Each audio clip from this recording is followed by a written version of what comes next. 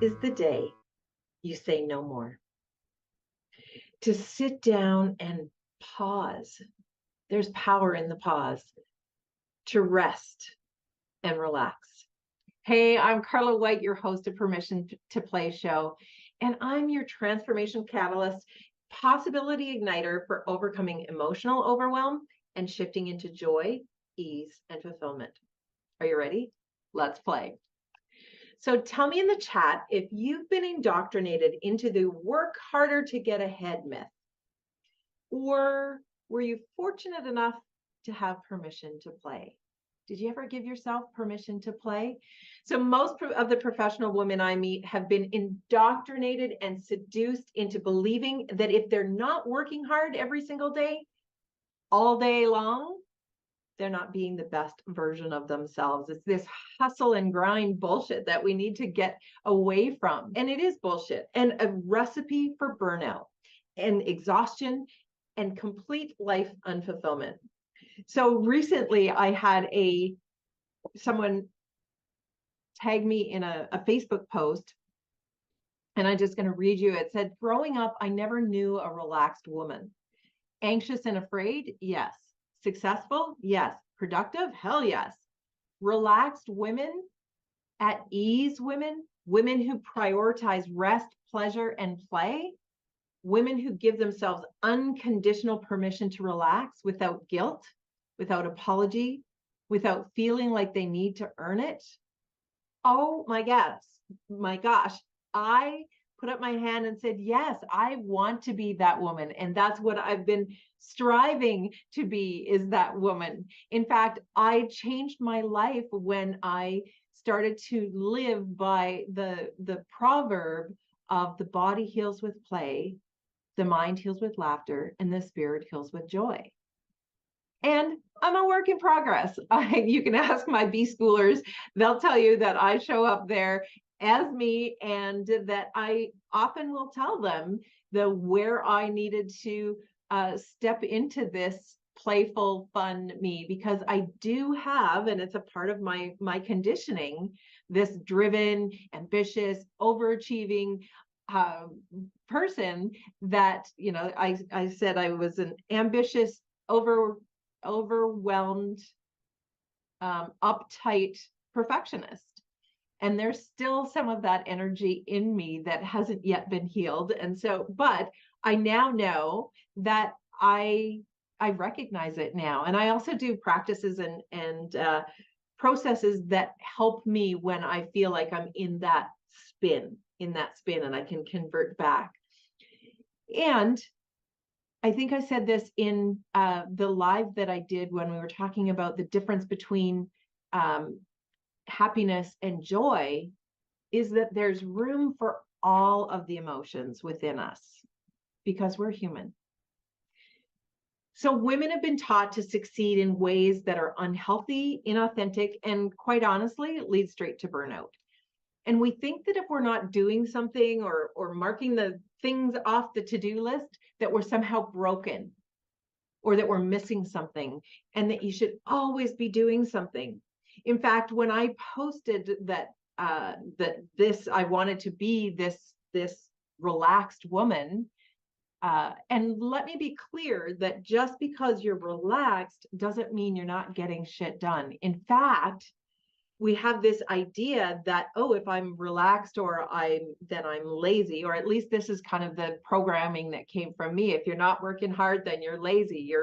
There's no time for play, or there's only time for play after the work is done. Well, let me tell you, I grew up on the farm. The work was never done. And then I became a parent, and the work was never done. And we're human beings. The work is never done if we prescribe to that. But in actual fact, the way our bodies are designed, our nervous system is designed, is to have that rise and respond energy, and then the rest and digest. It's like cyclical. And most of us don't pay attention to it. So it is, Lisa had said, my body says relax, and my mind says, hey, what's next on the list? And that's 100% accurate because our brain patterns this way. It's partly a survival mechanism because we're always on alert for danger and threat. And most importantly, it's part of the way our nervous system has been conditioned. So and this conditioning comes from a very young age, where we actually our nervous system is oh, just a second. Our nervous system, I got bells and whistles and things all popping up here. Our nervous system, or our sometimes called subconscious mind, is collecting data and bits of information constantly. And so we actually have, originally when I started working in the personal development industry, I was taught about how, your thoughts become your beliefs become your actions, and that all you needed to do, and this is a bit of the positive psychology, is to think a better thought, and that it all had to do with your thoughts. Now, when I was younger, I had a psychosomatic illness where I was told that the way to get over it is just to pretend it wasn't happening, to disconnect. And that's what a lot of us have done, is disconnected from our emotions and that inner peace. And we don't want to feel the bad emotions, what I call the good, the bad, and the fugly emotions. The fugly emotions are the ones that make you go, what the? So I was an expert at crisis and chaos. I remember giving my first injection as a nurse, and I was like so scared, but I certainly didn't show that on the outside. And I was really, really good at having that mask of confidence that didn't necessarily serve me well in the end. However, in this particular case, I was the first nursing student to give this injection, and I lined it up, and I really was quick and to the point, and I mean, to the point that everybody kind of jumped back and they flinched, because it was just this boom. And the patient said, "Oh, I didn't feel that at all." And I said, "Well, I'm used to giving needles to calves, and you really got to give her to get through the hide." So that was kind of where it was coming from. But the point is that this idea of what was going on inside of me was never addressed for the longest time. And I became a nurse, and I was a firefighter. And so I was always surrounded by crisis and chaos. And I was really good at looking after everybody else. Any caregivers here that are really, really good? Most professional women, most are juggling all the balls of work and family, and we're really, really good at looking out for our friends, our family, our company, and putting everybody ahead of ourselves and not taking care of ourselves. So I actually had to relearn, and I didn't know how to relax. When they would say relax, I would have these moments of, okay, well, I've got to get up and do something. Like, there's always something to do. So I spent years of learning how, and yes, it involved a mindset. That's part of it, but it was deeper than that. The real change happened when I started to heal my dysregulated nervous system and started to really pay attention to what was happening in my body.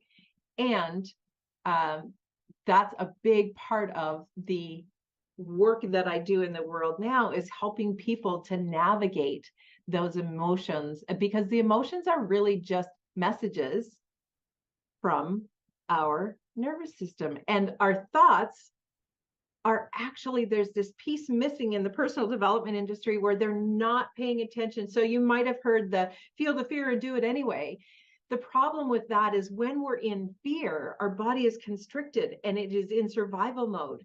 And so when we are not in fear, when we are regulated, we're more relaxed and we're open. And that's when things start to come to us. It's more living a life of more ease, and fulfillment just becomes so much easier when we're relaxed. And that's where there's so many ways that we can regulate our nervous system. Laughing is one of them, play is one of them. And when I talk about fun, this is really what we're doing, is we're getting into that energy that is more expansive. It helps us with our creativity, and we cannot solve the problems from the same energy or the same when we're constricted and we're in survival mode. It shuts down our cortex, our thinking brain. So we can unlearn some of this patterning, and we learn to prioritize. Actually, that's why I created B School, is to guide the stressed out, maxed out, burned out professional woman into more ease, joy, and absolute fulfillment in their life. And it's a big part of my mission, and what I'm here on this earth to do is to help other women, professional women, not go through the same thing that I did, where I eventually ended up, because I wasn't paying attention to this, I ended up being burned out. I was treated for depression and anxiety. All of this had an impact. I gained, well, at one point when I was at my highest weight, I was 120 pounds over my ideal weight. Now, am I at my ideal weight now? No, I am not. However, I have significantly released about 100 pounds, and then COVID happened, and I had the COVID-19, which is the number of pounds that I probably put on. Not quite, but I think I just posted a reel where it was like, my goal this year was to lose 10 pounds, and I've got 15 more to go. So the whole idea is to start unlearning some of this patterning, learn to prioritize our well-being, and shift how we work, rest, play, and live our lives.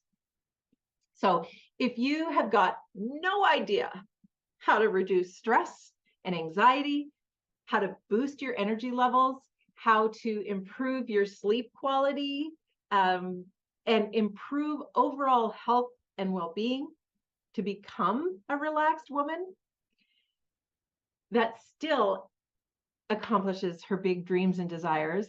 If that's you, comment, I want rest, or I want whatever you want to put in there. But if rest is the word, and I'll private message you to see what's going on and if I can help you.